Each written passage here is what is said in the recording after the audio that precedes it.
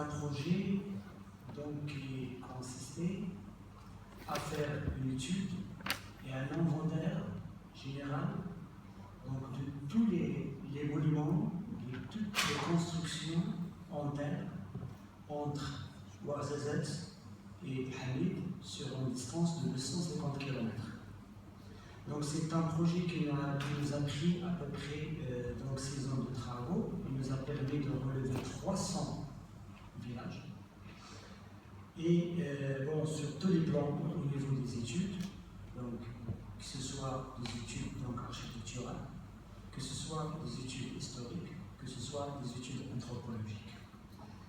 Et aussi, à partir de ce projet, nous avons une connaissance scientifique approfondie donc, de tout le patrimoine de cette région sur tous les plans. Donc, comme vous voyez à travers cette photo, ça c'est la vallée d'Ara, c'est une vallée d'une valeur culturelle, historique, anthropologique attestée. C'est une vallée qui fait à peu près 250 km.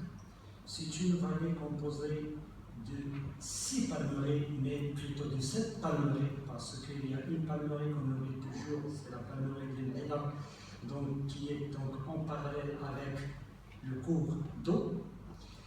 Et sur le plan un peu historique et architectural, chaque palmeraie a ses propres caractéristiques. Et ça, c'est le point fort aussi un peu de ce milieu géographique assez intéressant, parce qu'aujourd'hui, pour comprendre l'histoire du Maroc, on doit comprendre l'histoire des vallées sahariennes du Maroc. Ça, c'est vraiment, surtout, c'est un fond culturel assez surprenant. Chaque palmeraie, il y a ici, c'est le Skitat Inzuli Internet Zouata Ktawan Hamid, donc qui sont séparés par des pressions topographiques et géologiques. Et puis, avec des composantes architecturales différentes. D'ailleurs, parce que moi je dirige un centre qui est responsable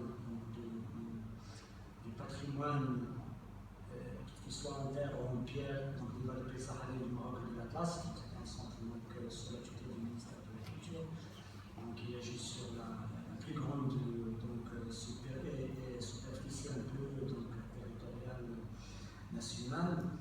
Et donc on essaie toujours un peu d'essayer de trouver des solutions aux problèmes d'éclatement de ces architectures, sur tous les plans, soit le plan technique, soit le plan historique, social, etc. Malgré les problèmes aujourd'hui, etc., mais on essaie de faire de notre mieux. Donc, on travaille sur les villages communautaires, sur les demeures seigneuriales, donc on appelle les casbahs, mais plutôt j'aimerais bien utiliser les terrasses, parce que nous on n'est pas le terme, c'est un terme qui a été inventé par la littérature. Mais plutôt le terme qui est bien utilisé, c'est terrasse, c'est terre latine, donc il est dérivé du terme arabe, qui est un terme berbère, qui a été utilisé en Afrique du Nord même depuis des siècles, donc les colons en Algérie, en Libye, en Égypte, au Mali, au Sénégal, en Mauritanie. Et puis donc ce sont un peu ces demeures seigneuriales qui sont donc apparues au Maroc à partir du XVIIIe siècle. Donc vous allez voir parce qu'on a un peu de différentes typologies. Mais il y avait quelques terramatines qui existent avant, mais donc la majorité des casbahs ou des terramatines sont apparus au XVIIIe siècle. Aujourd'hui, nous avons étudié à peu près 400. Dans la région un peu de l'Atlas, nous avons un peu 400. Et la deuxième composante, c'est donc Irman. Ce sont donc des villages communautaires ou Exor en arabe. Et aujourd'hui, donc avec Sexor, avec les villages de la place, nous avons à peu près 4000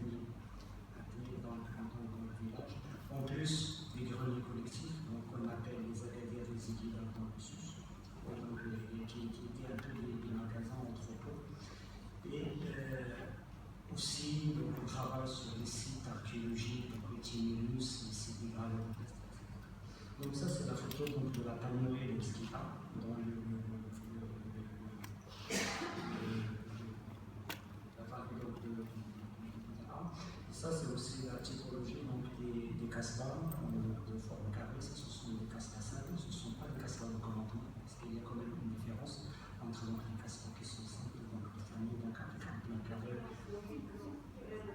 Oui, d'accord, je m'excuse.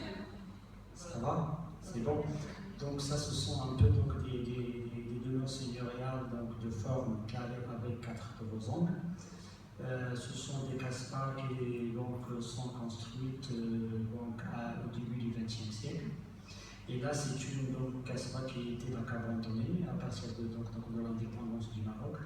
Et puis, aujourd'hui, on l'a restaurée avec une fondation BNP Bank, et puis on l'a réhabilitée en tant qu'école primaire. Donc ça c'est avant, le travaux de restauration.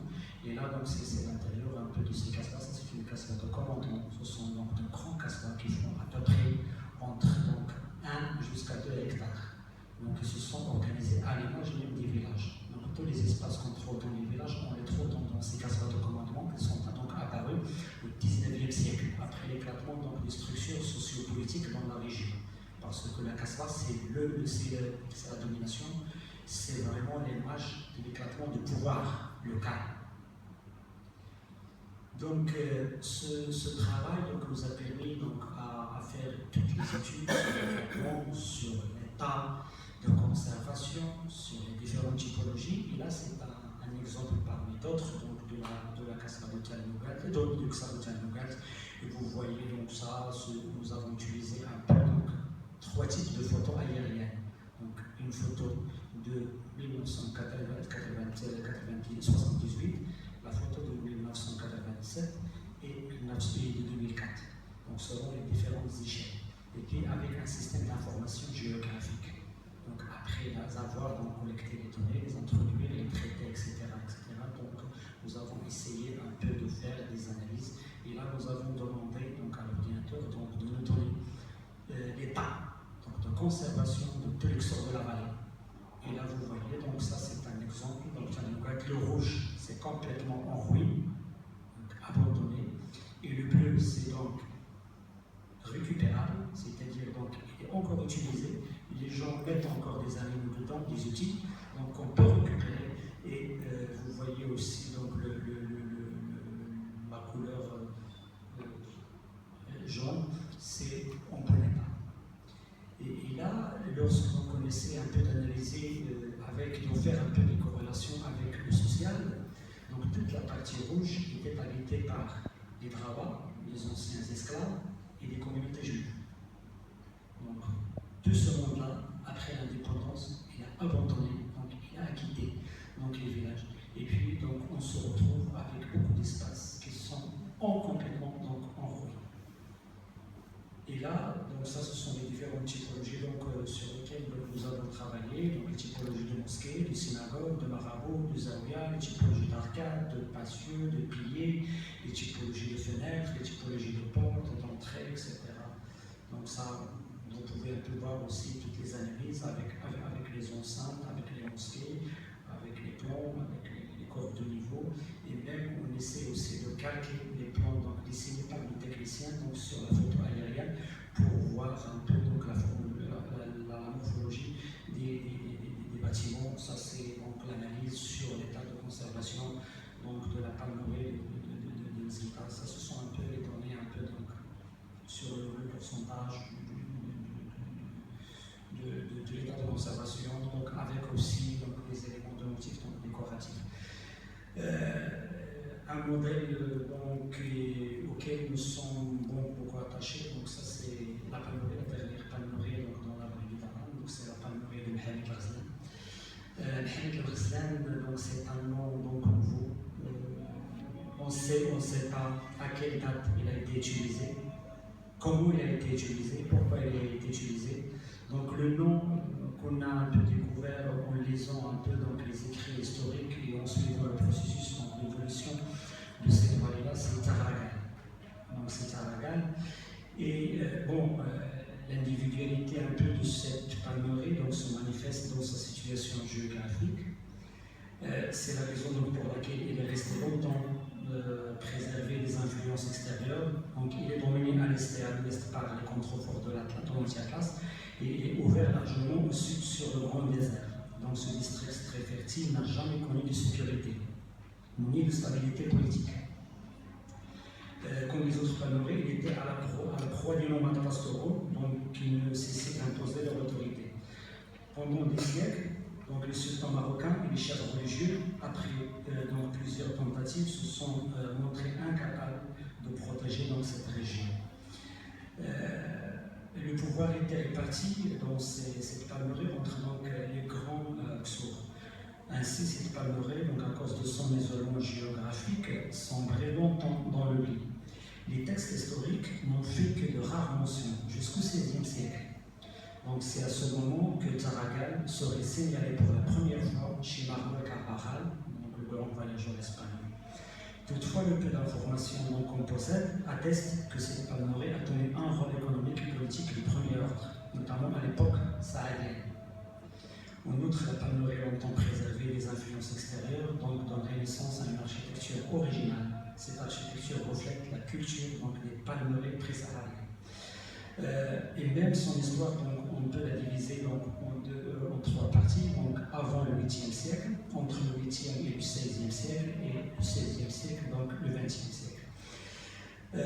Avant le 8e siècle, c'est vrai, donc on n'a pas d'informations sur la palmeraie, mais juste à côté, donc il y a des sites préhistoriques donc, qui attestent l'ancienneté un peu de cette région-là. On a donc un tumulus, donc le plus grand tumulus, donc les tombeaux préhistoriques au Maghreb, donc qui a fait un peu donc, objet d'études, de publications, non loin donc de la palmeraie. Et aussi, donc, on a des sites de gravures rupestres de Mohamed Razana qui attestent donc l'ancienneté de cette région avec un ancien village qui s'appelle Mortillerie, qui est construit, donc il est complètement ruin, qui est construit totalement en pierre. Et là, lorsqu'on a étudié, donc, on a découvert que la vallée était désignée comme vallée de la pierre. C'est-à-dire qu'il était largement utilisé. Après un certain moment de l'histoire, il y avait un changement complètement. Donc la terre a remplacé la pierre. Alors c'est trois sites aujourd'hui qui attestent l'utilisation de la pierre dans cette région. Donc on a Tigri, on a la grande forteresse de Tezagor qu'on a vu aux Alois, puis on a Aqsa donc, qui a gardé au niveau de la terminologie donc l'utilisation de la pierre, donc on appelle la entre le 11e et donc, le 6e siècle, donc, cette région va devenir donc, une région très importante sur le plan économique. Surtout donc, la plus grande forteresse dans la région de Zagora, donc c'est Zagora, qui était parmi les ports du commerce caravanier, avec déjà les grands ports comme Sijil Massa, comme le Waqqa, comme la vallée de Loigneux. Et puis la richesse elle est vraiment donc, attestée par la résistance de cette forteresse, surtout après la conquête des Almoravides, parce que les Almoravides, lorsqu'ils ont commencé la conquête du Maroc, ils sont allés directement vers Sijil Massa. Ils n'arrivaient pas à s'emparer de Sijil Massa. Pourquoi? Parce que le grenier de Sijil Massa, c'était Tezagurt. Ils se sont retournés vers la vallée de l'Arab pour attaquer donc Tezagurt et pour diminuer donc, de l'importance et de la surtout économique donc, de Sijil Massa à travers Tezagurt. Au IIe siècle, à l'époque des Almohades, donc le grand historien Ibn Baldar, il va signaler aussi donc, les deux expéditions militaires donc, qui seront menées par Al-Hidi bin Jomart et Al-Moumen pour attaquer encore cette forteresse donc, de Tezagurt. Au XIIIe siècle, Idrissi, le géographe donc, marocain, décrivait donc la vallée comme un ensemble de villages sans fortification et sans fossés. C'est-à-dire, les Ksour n'existaient pas à son époque. Et là, on a posé l'hypothèse. À quel moment donc, les Ksour sont apparus dans la vallée? On a dit donc l'hypothèse, c'est qu'apparu à partir du XIIIe siècle. Pourquoi? Parce qu'il va y avoir un événement social. C'est que des tribus marquées, arabes, vont commencer à s'infiltrer dans la vallée et attaquer donc, les Drawas et les habitants du Ksar, des villages qui vont être amenés à se regrouper donc, à l'intérieur des villages et à construire un peu donc, des fortifications. C'est là, à partir de cette date que va commencer vraiment un peu donc, la grande aventure de ces villages. Au XIIIe siècle également, donc à l'époque des Mérinides, ces Mérinides, donc deux sultans de cette dynastie, donc Abu Yaqub et son fils Abu Yaqub Yusuf, et vont donc attaquer encore donc, cette vallée-là, donc vu un peu son importance. Mais toute un peu l'histoire de cette vallée va être donc, il va acquérir une importance primordiale à partir du XVIe siècle, surtout à l'époque des Saadiens, parce que les Saadiens, leur berceau c'est Akagomatar, donc non loin de Zagora. Donc il y a toujours là-bas donc l'ex-sourd où Ahmed al-Araj et Mohamed Shirsadi, donc ils ont grandi, ils ont appris le Coran, ils étaient à l'école coranique, donc dans ces exos-là. Et même Lyon africain, au XVIe siècle, donc le rapport donc, sur les bords de l'Oued arabe se concentrait un très grand nombre de villages et d'oxos construits d'argile avec des toitures en bois de palmier.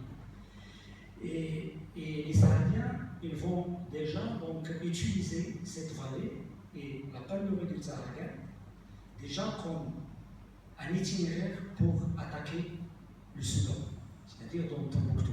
Ils vont donc Joulaf, le général saadien, qui était Marrakech, elle va donc emprunter la route donc, de Tishka, donc de Tishka pour le col de Telouet. Il va traverser la vallée de l'Uila, Ouarzazat, puis la palmeraie du Zagora, et il va arriver donc, à la dernière palmeraie où serait donc, le grand rassemblement avant d'attaquer le désert.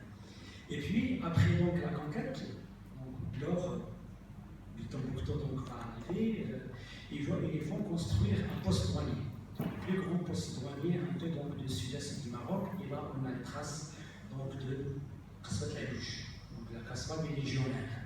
Donc ce qui reste, malheureusement, c'est comme ça. Donc il ne reste que quelques indices archéologiques avec donc forme carrée, avec deux tours, donc avec quelques 4 tours. Donc il reste la totalité donc, de cette Kasbah. Et Manon Kabachal rapporte que donc la poudre d'or, il est pesé dans cette Kasbah avant d'être acheminé vers Marrakech. Au XVIIe siècle, à l'époque un peu des Alaouites, surtout le sultan Ismaïl, la palmeraie de Tarakat va donc se révolter contre le pouvoir à l'époque, et puis il va envoyer donc, une expédition militaire à sa tête donc un Anglais, c'est Thomas Pillow. Donc il y a maintenant donc Magali Moussi qui a écrit donc, un livre sur un peu donc, ce Britannique, donc il était un captif, et puis donc il était dans le corps militaire du sultan Ismaïl, et puis ils se sont allés donc vers Taragan. Ils ont mis fin à la révolte, et puis on a un indice historique, c'est pour montrer à le sultan Ismaïl comment ils ont un peu mis fin à cette guerre. Ils ont un peu coupé les oreilles des ennemis, ils les ont mis dans des barils, et les ont donc acheminés vers Meknès. Puis Meknès, ils les ont donc exposés par terre donc, pour montrer au sultan aussi un peu donc, l'ampleur et de cette donc, expédition. Donc, en général, dans la palmeraie, il y a à peu près, nous avons un peu étudié 17 sourds. Donc, 17 sourds donc, au total. Ces sourds-là, ils sont donc de formes différentes. Ils sont aussi donc, construits selon aussi l'importance ethnique, parce que c'est une vallée qui est ouverte donc, sur le désert. Et puis, au XVIIIe siècle, il était sous la domination d'un groupe de pastoraux. Donc, un groupe donc, berbère de la Confédération des États, donc les États-Ouins, qui ont donc attaqué la palmeraie et puis ils ont dominé donc, la palmeraie donc, et ils sont devenus des protecteurs. Donc, les protecteurs en contrepartie d'une quantité aussi donc, de récoltes, de palmiers et de terrains donc, agricoles. Donc ça, ce sont un peu des exemples un peu d'Oxour dans la vallée. Donc vous voyez, donc ça c'est les Tissous. Donc les Tissous, c'est une fraction donc, de ces protecteurs-là. Donc ils sont venus, ils ont chassé des locaux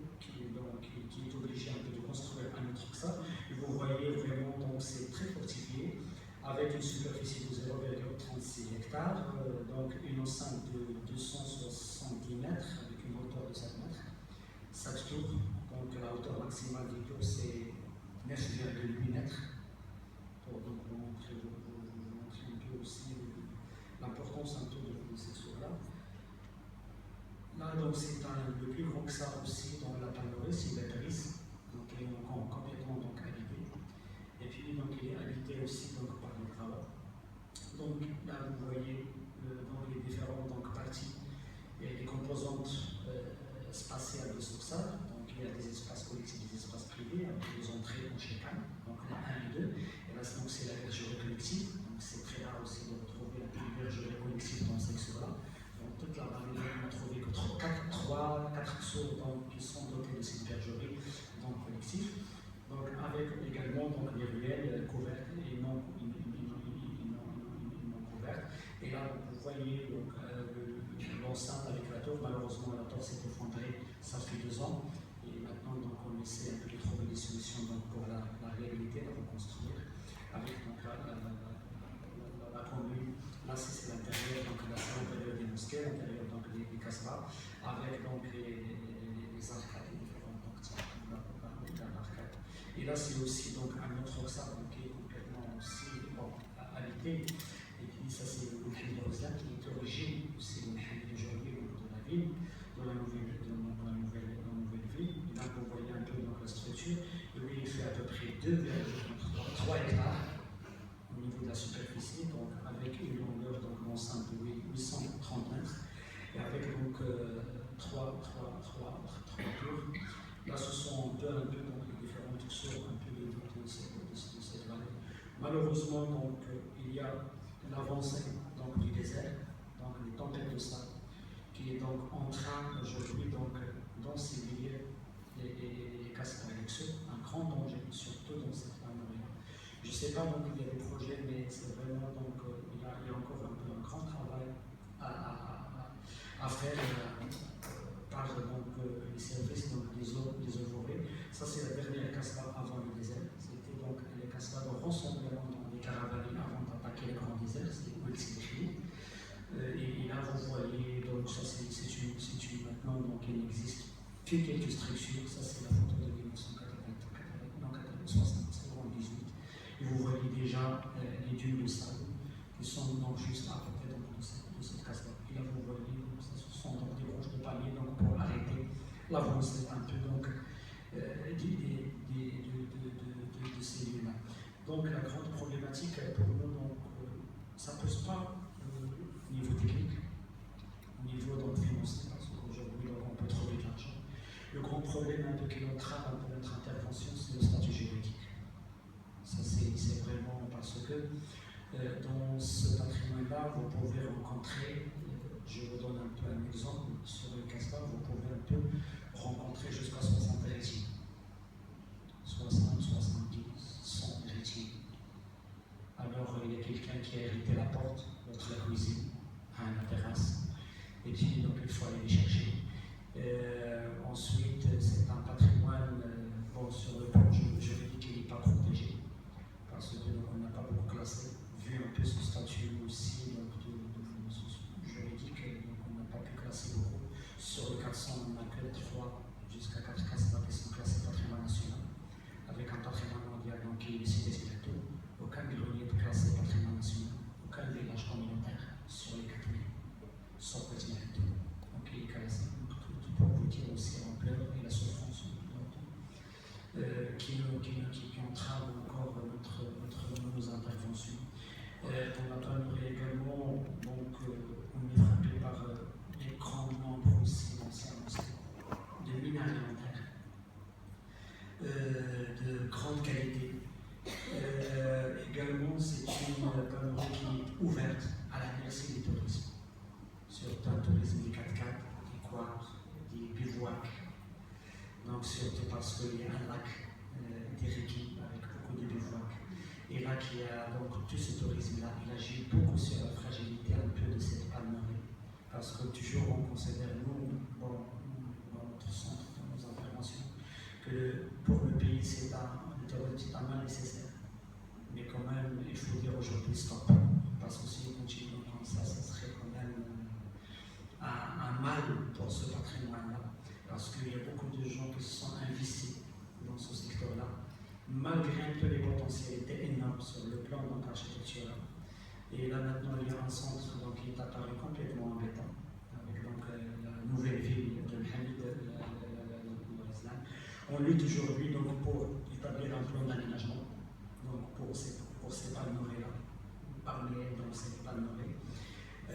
Aussi, on essaie de faire donc, des études d'impact de nos activités touristiques donc, sur la palmeraie. On essaie également de faire aussi des circuits piétonniers pour limiter encore un peu donc, les véhicules mécaniques. Déjà parce qu'on ne peut pas arrêter vraiment aujourd'hui un peu donc, ce secteur un peu donc, qui envahit